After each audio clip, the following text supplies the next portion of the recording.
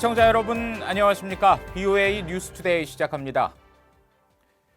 마이크 폼페오 미 국무장관이 북한의 비핵화에 실패한 기존 방식을 반복하지 않겠다고 밝혔습니다.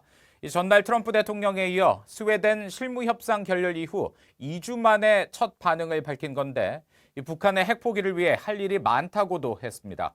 김영교 기자가 보도합니다. 미국 보수 성향의 싱크탱크 헤리티지 재단이 주최한 간담회에 마이크 폼페오 미국 국무장관이 참석했습니다. 폼페오 장관은 북한의 비핵화를 끌어내지 못한 기존의 실패한 방식에 의존할 수 없다고 밝혔습니다. 과거 정부의 실패 방식은 되풀이하지 않겠다는 기존 입장을 거듭 강조한 겁니다. The truth is that we can't rely on failed strategies to convince Chairman Kim to give up his nuclear weapons. 폼페오 장관은 그러면서 북한이 핵을 포기하게 하기 위해선 할 일이 더 많이 남아 있다고 말해 북한의 비핵화 협상이 쉽게 진행되지 않고 있음을 시사했습니다. 폼페오 장관의 이런 발언은 전날 도널드 트럼프 대통령이 북한 김정은 위원장과의 이른바 좋은 관계를 강조하면서 어느 시점에 중대한 재건이 있을 것이라고 밝힌 뒤 나왔습니다. 폼페오 장관이 공개석상에서 북한을 언급한 건 지난 5일 스웨덴에서 열린 실무협상이 결렬된 이후 이번이 처음입니다. 앞서 폼페오 장관은 지난 5일 그리스 방문 당시 미북 실무협상이 스웨덴 스톡홀름에서 열린 사실을 확인하면서 미국은 일련의 아이디어를 갖고 왔다고 밝혀 새로운 돌파구 마련을 시도할 것임을 내비쳤습니다. 또 북한도 트럼프 대통령과 김 위원장이 싱가포르 1차 정상회담에서 합의한 것들을 진전시키고 이행하기 위한 유익한 정신과 의지를 갖고 왔길 바란다고 밝힌 바 있습니다. BOA 뉴스 김현교입니다. 미국이 북한에 대한 제재 압박을 재개했다는 분석이 나왔습니다. 미국 뉴욕에 본부를 둔 대형 법률 회사인 셔먼 앤 스털링은 21일 발표한 미국의 3분기 제재 개괄 보고서를 통해 미국의 주요 제재 대상으로 이란과 러시아, 베네수엘라 등과 함께 북한을 꼽으며 이같이 밝혔습니다. 또 미국은 비핵화 협상에 진전이 없어 다시 북한에 대한 제재 압박에 나섰다면서 대북 제재는 특히 북한의 광물 자원 거래와 사이버 활동에 초점이 맞춰져 있다고 지적했습니다.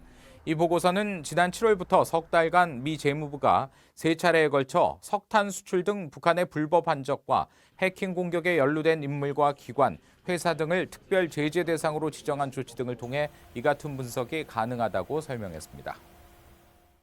이 러시아 군용기가 2달여 만에 또다시 한국 방공식별구역 카디즈를 침범하면서 논란이 되고 있습니다.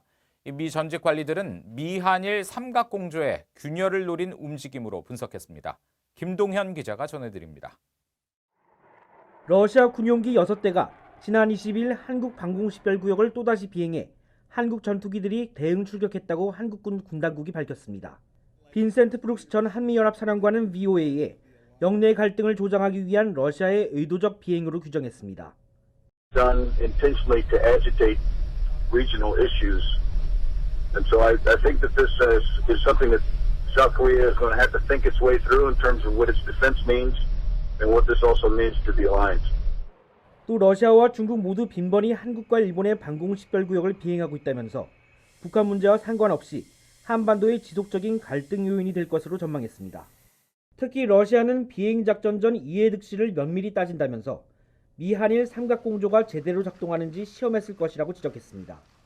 So, well aware of the regional issues, especially those between South Korea, Japan, and the United States, the three-way relationship there. And they're trying to weaken that relationship. 에반스 리비어 전 국무부 수석 부차관보는 북한의 잇따른 탄도미사일 도발에 대한 한국의 지나친 저자세가 러시아의 도발 빌미를 제공한 측면이 있다고 지적했습니다. Korea has reacted in a extremely low-key manner to the ongoing North Korean ballistic missile tests. And so the Russians may feel emboldened by that low-key reaction.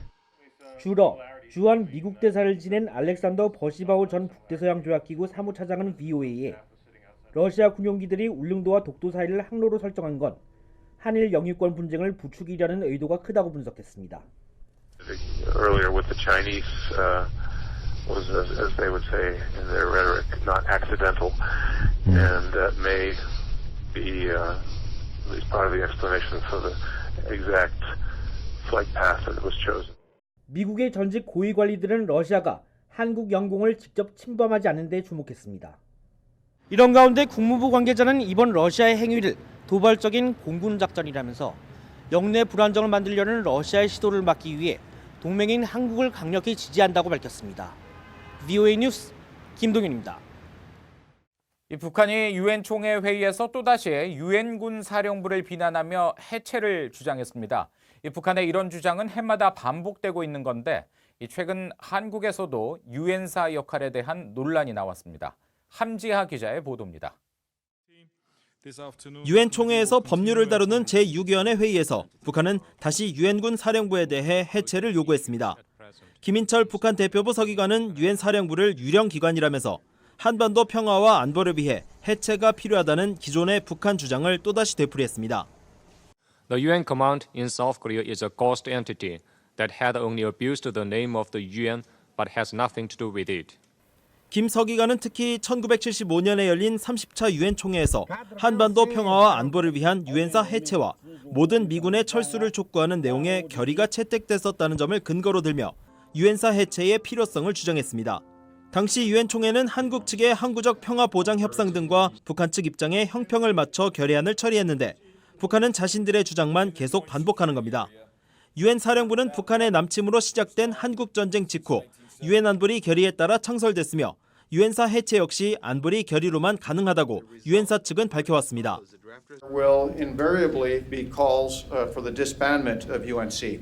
And don't get me wrong, at some point that has to happen, but it has to be at the right time. 이런 가운데 김현철 한국 통일부 장관은 21일 국회에서 유엔군 사령부 역할에 대한 법적 근거가 미흡하다는 입장을 밝혔습니다. 유엔군 사령부가 남북철도와 인적 교류 등 비군사적 분야 통행을 맡고 있다는 취지의 한국 국회의원 질의에 비군사적 성질에 속하는 비무장지대 DMZ 출입 허가에 대한 유엔사의 법적 근거가 미흡하다고 지적했습니다.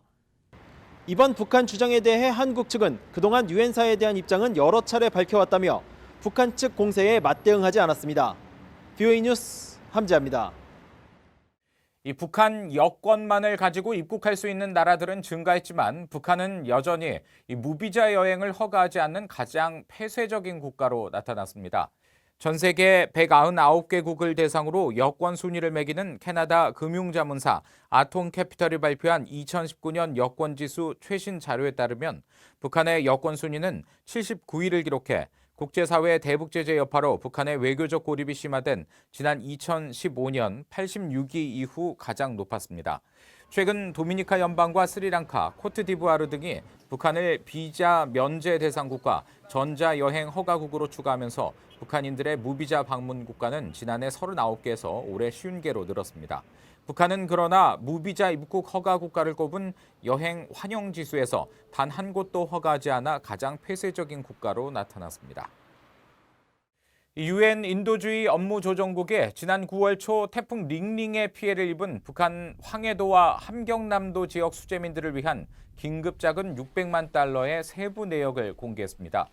유엔 인도주의 업무조정국은 21일 홈페이지를 통해 중앙긴급구호기금에서 할당된 600만 달러 가운데 250만 달러는 세계식량계획 WFP에 전달돼 수재민과 5세 이하 어린이, 임산부와 수유모, 결핵 환자 등에게 식량과 필수 영양을 지원한다고 밝혔습니다. 또 유엔 아동기금 유니세프는 100만 달러로 5세 이하 급성 영양실조 어린이 치료와 임산부, 수유모, 홍수 피해 지역 어린이들에 대한 미량 영양소 제공에 별도의 100만 달러는 안전한 식수 공급망 복원 계획에 쓰이며 나머지 150만 달러는 구체적 지원 내역을 검토 중이라고 밝혔습니다.